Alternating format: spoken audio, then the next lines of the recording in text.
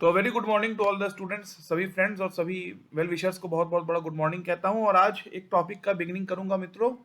और सभी friends, I will begin a very important issue. And I will hope that आप सब मेरी बात सुनेंगे और समझेंगे। बहुत ही स्ट्रक्चर्ड और बहुत ही टेक्निकल इशू है, मैं कहता हूँ। और एक छोटी कहानी बार बार बताता हूँ कि मैं दुनिया में लोग बहुत जॉब करते हैं। कोई रेलवे में करता है, कोई वाटर डिपार्टमेंट में करता है, कोई किसी की जो है वाइन शॉप होती है, किसी की जो है, क्या है, आइसक्रीम और क्या नाम है उसका, पकौड़ी की दुकान होती है। ठीक है, हल्दीराम जो है सबसे बड़ा, वो आपका चिप्स की वो है। ठीक है, लेकिन मैं अगर अपनी बात करूं तो मैं जब 10th क्लास में था तो मैं घर वाले में पढ़ने का मन नहीं था। सचिन का भक्त था मैं, उनका महान मानता था उनको। तो मेरे घर वालों की गाली से मैंने पढ़ाई लिखाई की। और पढ़ाई लिखाई करने के बाद क्या हुआ कि मैं जब अच्छा परसेंटेज आएगा तो सबने कहा कि वो कहिए का पढ़ा दे थोड़ा सा। तो मैं जब पढ़ाया था तो उसमें क्या कहते थे, मेरे पिताजी बैंक में थे, तो कहते मैनेजर साहब का जो वो लड़का है वो जो है बहुत अच्छा पढ़ाता है या बहुत कुछ जानता है। तो खुशी होती है सुन के। तो फिर वो लाइफ में पैटर्न सेट हो गया कि फिर क्योंकि जब थोड़ा बड़ा हुआ तो पैसे की जरूरत थी, तो सबने कहा पढ़ाओ। और फिर जैसे आप जानते हैं कि यूपीएससी या एसएससी का जब एग्जाम था तो पढ़ाना ही सबसे बड़ा एक वो हुआ। ठीक है, मैं तो कई बार अपनी कहानी बता चुका हूँ कि मैंने इंजीनियरिंग किया कंप्यूटर साइंस में, उसके बाद सीडैक महाराष्ट्र में गया, फिर masters in business business business analytics and IT. ये सब तो चलिए जीवन का पार्ट है घर वालों के। और मैं फिर कह देता हूँ, मैंने कहीं पढ़ने का मन नहीं था। घर वालों की गाली से और माँ बाप के डर से मैंने पढ़ाई लिखाई की। ठीक है, लेकिन अब उसको सीख गया हूँ तो अच्छी बड़ी बड़ी बातें कर लेता हूँ। ठीक है, चलिए आज आते हैं मुद्दे पे। आज का बहुत ही क्रिटिकल इशू है। और मैं, जैसे मेरे मित्रों ने कहा, अपने बात को संक्षिप्त में कहने की कोशिश करूंगा। लेकिन देखिए, कुछ चीजें संक्षिप्त में नहीं हो सकती। अगर आपको समझाना है भारत का इतिहास, आपको समझना है आरसी मुखर्जी और पंडित नेहरू की बुक्स को डिस्क्राइब करना है, या जैसे एससी वर्मा है, कॉन्सेप्ट ऑफ फिजिक्स है। मैं बता देता हूँ, सेकंड ईयर में है electrostatic, electricity, magnetism, electromagnetism, optics, फिर आपका सेमीकंडक्टर। इतनी चीज एक घंटे में नहीं हो सकती। इसके लिए कम से कम आपको समझे तो ये कहना कि हर चीज को 10 मिनट में पता दो इम्प्रैक्टिकल है। ठीक, कुछ समय सुनना पड़ेगा आपको। ठीक है, तो ये आप पूछेंगे इतनी बड़ी बड़ी वो कर रहे हो तो अपना कुछ टॉपिक का नाम बताओ। तो आज का टॉपिक है, बहुत ही इंपॉर्टेंट है, जीएसटी है, गुड्स एंड सर्विसेज टैक्सेस। अभी मोदी जी ने इंप्लीमेंट किया इसको, लेकिन ये सिर्फ मोदी जी का नाम लेकर नहीं, बहुत बड़ा इतिहास है इसका। इसको समझना पड़ेगा, क्योंकि देखो, मैं आपसे कह रहा था, जैसे मैंने आपसे एक दिन कहा था, जैसे मैं 3 एग्जाम्पल देता हूँ हर जल्दी में। जैसे मैंने आपसे कहा था, इंडियन पुलिस को समझने के लिए आज से नहीं, ब्रिटिश इंडिया को समझना पड़ेगा, उससे होगा।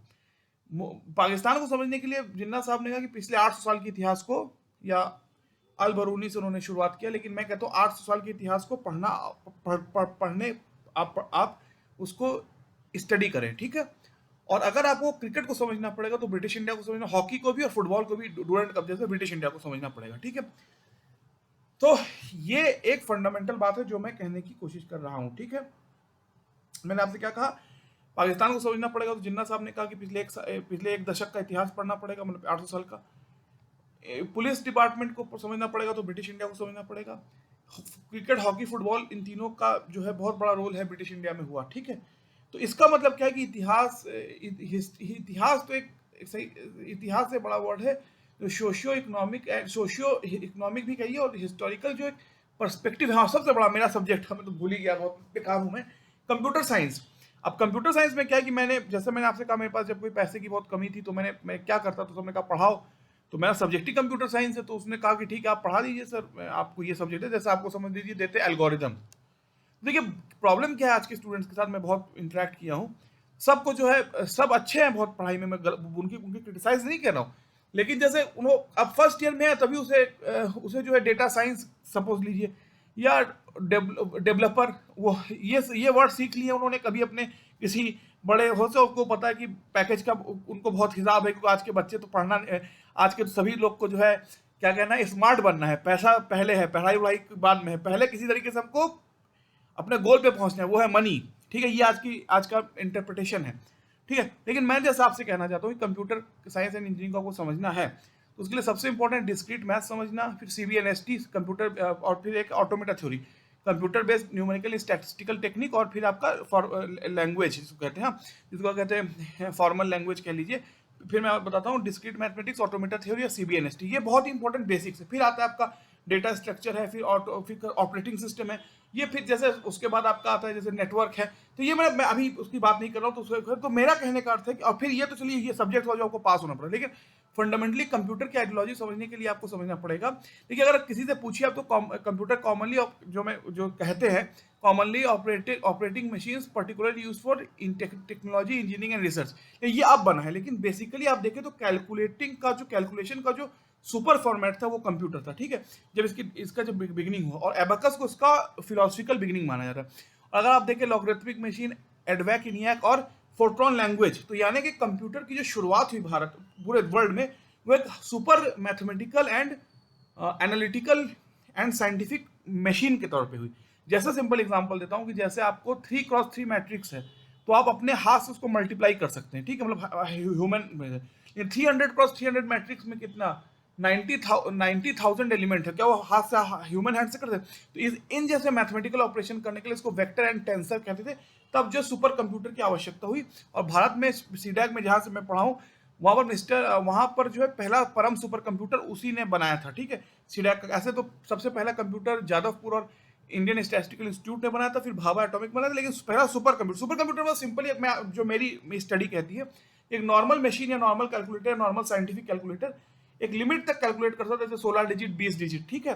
लेकिन सुपर कंप्यूटर्स की बहुत हाई एबिलिटी है या बहुत हाई स्केल है, वो समझ लीजिए 300x300 मैट्रिक्स को भी वो जो है सॉल्व करने की उसमें एबिलिटी, इसी को उस समय सुपर कंप्यूटर कहते हैं। आज के वक्त में आइए, तो जैसे मैं समझाता हूँ आपको, जैसे समझ लीजिए आपको एक दिल्ली पब्लिक स्कूल का एक, समझ लीजिए, प्राइमरी सेक्शन का एक डेटाबेस बनाना है।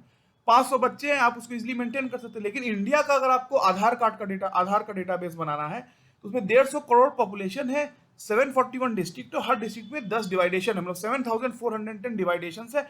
उन सबका इंडिविजुअल डेटाबेस बनेगा, इन सबका यूनियन होगा, एक सुपर डेटाबेस बनेगा, तब जाके इंडिया का जो है आपका ये बनेगा इंडिया का आधार। तो दोनों में अंतर है ना, एक जैसा आप अगर बीएसएनएल का सिम लेने जाएंगे या एयरटेल का भी, तो आपको आज अब बहुत सिंपल हो चुका है, आप बस अपना फिंगरप्रिंट दीजिए, आपका पूरा आधार अपीयर हो जाएगा और आपको दे देंगे, क्योंकि अभी पहचान हो जाएगी।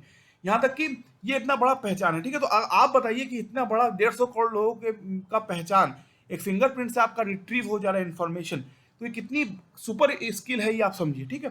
तो अभी आज जीएसटी पे आते हैं। तो देखो, जीएसटी की जैसे मैं बहुत अच्छा एक लेक्चर दिया था, जैसे कि बहुत अच्छा रिस्पॉन्स भी मुझे मिला था। तो वो कुछ इस प्रकार से है कि देखिए, मैं आपको इसको समझाने का कोशिश करता हूँ, ठीक है। तो प्रिय होने के नाते, ठीक है, ये कहता हूँ। देखिए, मैंने आपको कहा था कि ब्रिटिश ईस्ट इंडिया कंपनी ने पहले के, जब बता देता हूँ, बैटल ऑफ पलासी कलकत्ता से 200 किलोमीटर शायद ऊपर है, मुर्शिदाबाद के आसपास है, उसको रॉबर्ट क्लाइव ने सिराजुद्दौला को हरा के कलकत्ता पे, बंगाल में कलकत्ता बनाया। फिर बैटल ऑफ बक्सर के बाद जो है ये लखनऊ पहुंचे, फिर दिल्ली की जब तब गए तो इसको 1857 हुआ, फिर उसमें भी जब ब्रिटिश ने इसको प्रेस कर दिया, तो बहादुर शाह जफर को इन्होंने ट्राई किया, उसको सजा दी, और बहादुर शाह जफर को रंगून जो है उसको आउटसोर्स कर दिया, उसको जो है एग्जाइल पे भेज दिया। बहादुर शाह जफर का जो कब्र है वो है रंगून में, वो इंडिया में नहीं है, ठीक है, या जिसको बर्मा कहते हैं, म्यांमार कहते हैं, ठीक है, ये है, ठीक है। उसके बाद जो है फिर ये हुआ, तो इससे ऐसे ब्रिटिश हुआ। तो 1857 के बाद जब बूढ़े भारत में भी आई फिर से नई जवानी थी, बुंदे लो हर बोलो के मुंह, हमने सुनी कहानी थी, हमने बच्चे पढ़ा। तो इसके बाद जो है मैं समझा देता हूँ, तो ईस्ट इंडिया कंपनी खत्म हो गई, और ब्रिटिश क्राउन जिसको कहते हैं, उसने भारत पे अपना अपना जो है राज, या अपना जो है पैरामाउंसी कह लीजिए, अपना राज कायम किया, ठीक है। क्वीन को उस समय मलिका हिंद कहा जाता था, ठीक है, मैं आपको समझाता हूँ।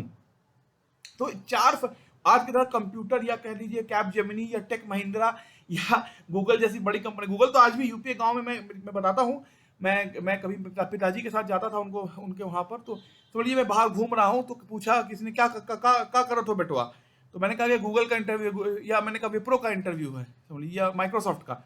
गूगल का, खैर गूगल क्योंकि पहली बार जब पास हुआ था, तो उसे Naukri.com के थ्रू एक बहुत उम्मीद थी जीवन में, क्योंकि सभी करते हैं, तो कहेंगे ये गूगलवा का है, एक छोड़कर पुलिसवा करो। मतलब आज भी जो यूपी गांव में, लखनऊ से 70 किलोमीटर या 90 या 50-40 किलोमीटर आप अंदर जाएंगे तब ये, ठीक है। तो ये मैं आपसे कहना चाहता हूँ, ठीक है। तो जब ब्रिटिश आए थे इंडिया में, तो जैसे मैं आपसे कंप्यूटर सिस्टम पे बात करूँ अभी, ठीक है, तो इसका तो एक मदरबोर्ड है, वो तो कंप्लीटली इसका मतलब उसका एक टेंजिबल होता है, एक इनटेंजिबल पार्ट होता है, एक इसका जो हार्डवेयर पोर्शन है, सॉफ्टवेयर पोर्शन है।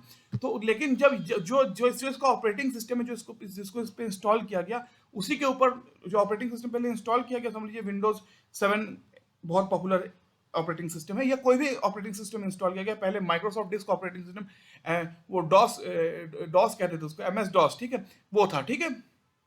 आप समझ लीजिए ये विंडोज वो बहुत समय तक विंडोज बहुत पॉपुलर था, ठीक है। तो उसके ऊपर फिर आपका जो है, जो आपका जैसे जोमेटो है या आपका, हाँ हाँ, फेसबुक है, उस उसके ऊपर जैसे आपका ये सिंपली मैं वो सब छोड़िए, मैं दिखाता हूँ आपको,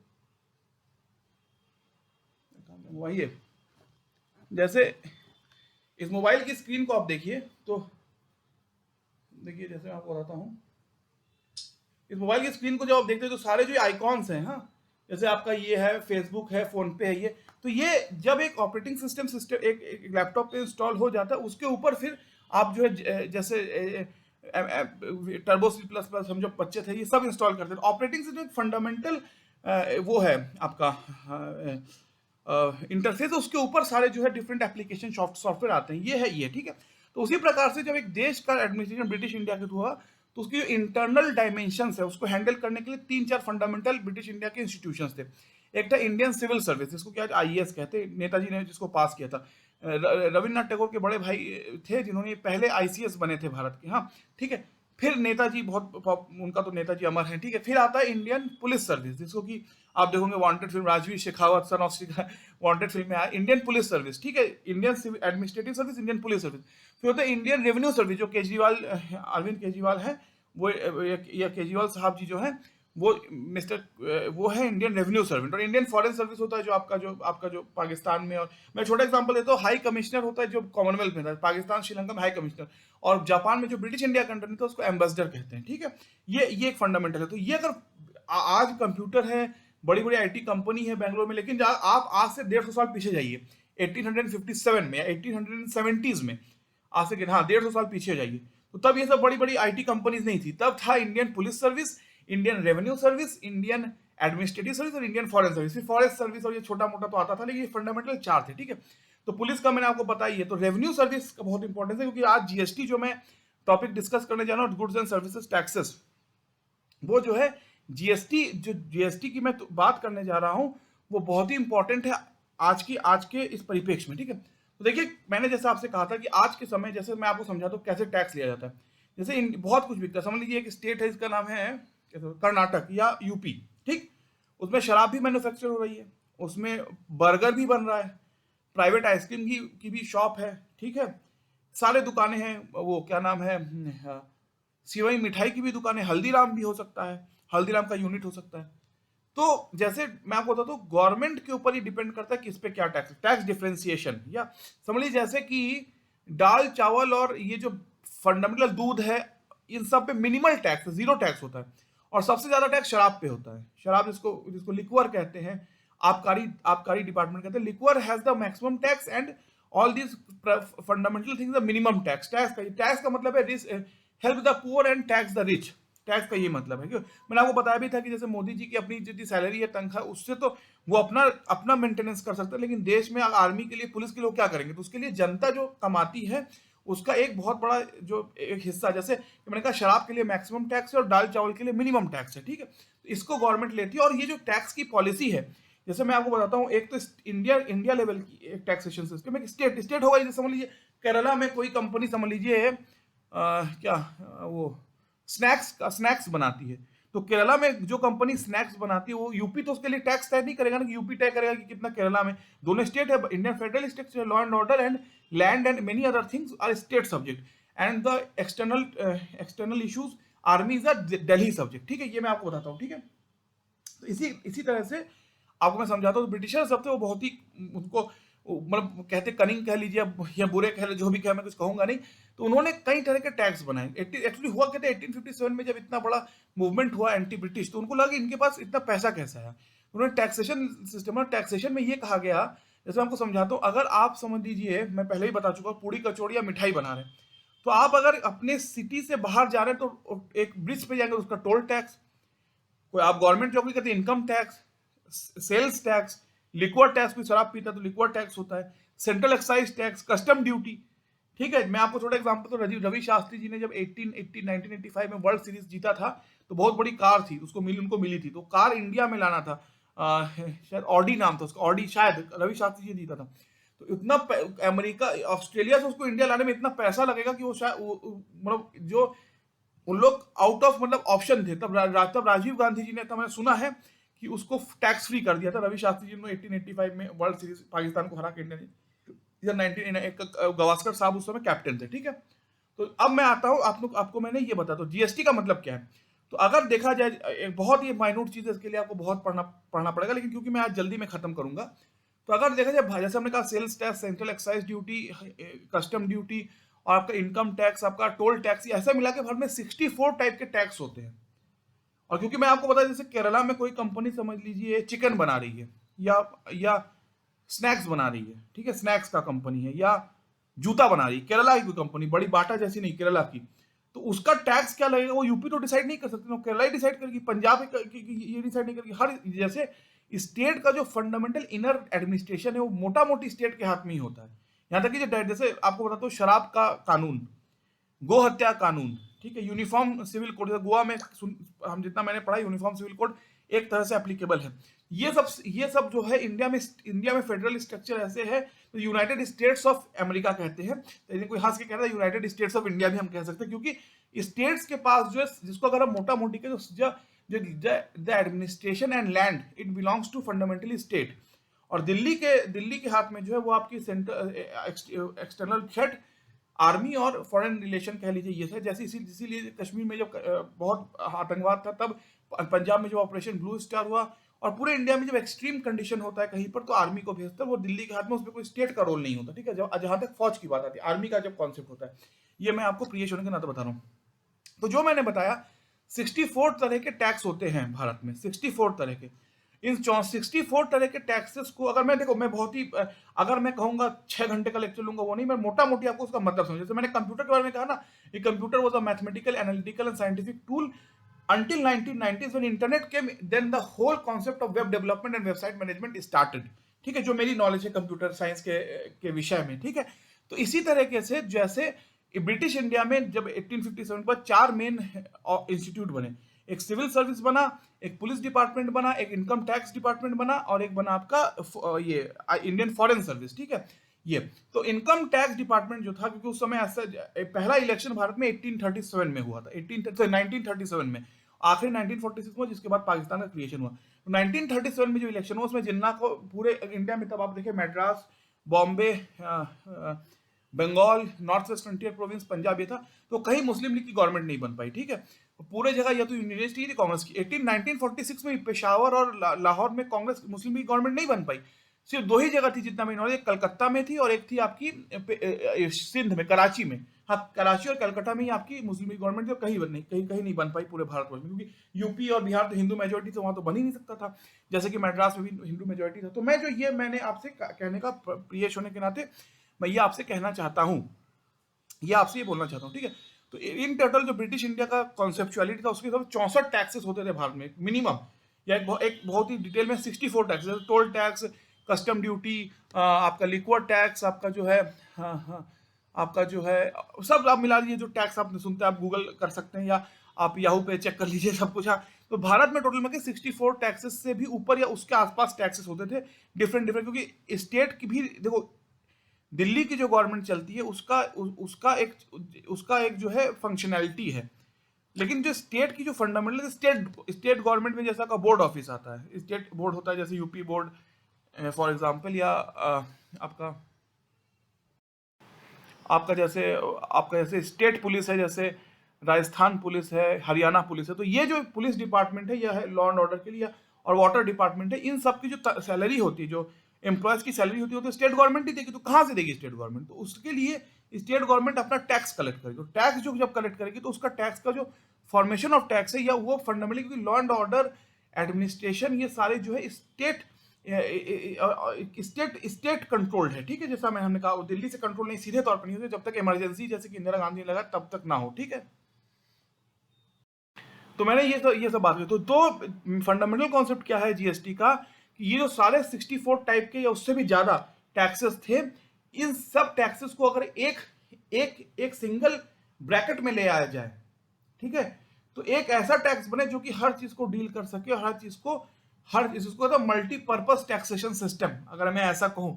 इसी को जीएसटी कहते हैं, गुड एंड सर्विसेज टैक्स। जैसे कि मैं आपको बताता हूं, मैंने इतना पढ़ा था, क्योंकि हर समय ये चेंज होता रहता है। क्योंकि मैं जैसे कहा ना, कि जैसे अब कोरोना का समय एक्सट्रीम प्रॉब्लम थी, पूरे देश बंद था, तो तब क्या कौन कोई क्या करता, ठीक है, जो मैं आपको बताता हूँ। तो जो मैं अभी आपको बताने जा रहा हूँ, जैसे समझ लीजिए कि जैसे मैंने पढ़ा था कि अगर एक रेस्टोरेंट में अगर होटल में जाए खाना खाने या रहने 2 दिन के लिए, तो अगर एक नॉर्मली ऐसे किसी कमरे में आप रहे जो कि 2 बेड वाला तो है, एक अगर आप, तो अगर जो हाईली एसी एंड जो जो कहते हैं ना 5 स्टार होटल है उस लेवल का, उसमें 18% लगता है जीएसटी। तो जीएसटी भी इंक्रीमेंट होता है किस लेवल का आपका है। अगर आप छोटे किसी किसी किसी खोली के मकान में रहे तो वहाँ जीएस खोली के मकान में जीएसटी नहीं, बहुत ही कम लगेगा। लेकिन अगर आप हाई लेवल 6 स्टार और क्या एसी डिलक्स होटल में रहता हो तो उसका उसका जीएसटी बहुत ज्यादा हो जाएगा, ठीक है, जो मैं आपको बता रहा हूँ। तो फंडामेंटली इंग्लिश में बता देता हूँ, is the conceptuality and the concept of GST is means that the all the taxes which existed till the British time, that is the income tax, the sales tax, the custom duty, the income tax, sales tax, custom duty or custom duty, yeah, the toll tax, all of them, the whole is replaced by a bracket which is called as the which is called as the goods and services taxes, ठीक है। और एक ऐसा total body या model बनाया गया कि जो सारे जो टैक्सेशन सिस्टम है पूरे इंडिया में उसको डील कर सके, ठीक है, जो स्टेट लेवल पे है और जो सेंट्रल लेवल पे दिल्ली के लेवल पे, जो मेन जो दिल्ली पे जो सीट पे बैठता है, he is the main controller because it is the law of the democracy और democratical feature of India, right, और डेमोक्रेटिकल स्टाइल अगर मैं ऐसे कहूँ, ठीक है। तो इसका मतलब क्या, मैं एक लाइन में बता देता हूँ। तो मैंने आपसे कहा the whole concept of computer science began with the highly mathematical and analytical functional machine which started from abacus to ये आपका क्या है, EDVAC, ENIAC and then to Fortran and C++ were desktop level, but after that change of internet era, web development started and Java was the primarily very strong language, then ASP.NET, Python and PHP, all of them etc etc। जैसे मैंने ये define किया वैसे मैं GST को भी एक line में डिफाइन कर देता हूँ कि the whole number of taxes like toll tax, income tax, sales tax, liquor tax, custom duty, custom tax, or whatever you can say, the whole so many taxes were bracketed into one single bracket or one single column or one single bracket, and a whole system was made that every type of taxation can be handled by a single body. This is called as the goods and services taxes। तो मित्रों, जो कि British India से सांसिव Indian revenue service आया या Indian taxation system आया, तो जो स्टेट लेवल पे कंट्रोल टैक्स होते हैं, जैसे केरला में कोई कंपनी स्नैक्स बना रही है, गोवा में जूता बना रही है, ये स्टेट लेवल का है। और दिल्ली में जो हाई लेवल का, जैसे आपको बताता था रवि शास्त्री जी की जब कार आई थी वो वर्ल्ड सीरीज जीतने के बाद, तो इतना टैक्स होना था, तो राजीव गांधी ने टैक्स फ्री कर दिया। आप सुनते होंगे कोई अच्छी फिल्म बनती है जब बॉलीवुड में, तो स्टेट टैक्स फ्री कर देता है। सुने होंगे अखिलेश ने टैक्स फ्री किया, इसने टैक्स फ्री किया, और क्या नाम है उसने, क्या नाम है, ममता बनर्जी ने टैक्स फ्री कर दिया। ऐसा टैक्स फ्री होता है। तो इसी तो ये है, ठीक है। तो एक सेंट्रल लेवल पे होता है कि स्टेट लेवल पे टैक्सेशन का कॉन्सेप्ट होता है, ठीक है। तो मैं कह रहा हूं कि जो सारे टैक्सेस थे ब्रिटिश इंडिया में, 64 भी ना हो अगर, लेकिन जो बहुत सारे थे, जैसे कि income tax, toll tax, revenue department, sorry income tax, toll tax, custom tax, और आपका ये सब, इन सबको एक ब्रैकेट में ले आइए, एक बॉडी में लाइए और एक ऐसा टोटलिटी के सिस्टम बनाइए जो कि भारत के टैक्सेशन सिस्टम को state as well as Delhi इनको हैंडल कर सके। This is called GST and the implementation of GST goes like this. तो ठीक है, 25 मिनट हो गया, तो मैं आशा करता हूं कि मेरी बात समझ में आई होगी आपको। मैंने अपने हिसाब से, in my own style, I have tried to make you understand GST in a very small और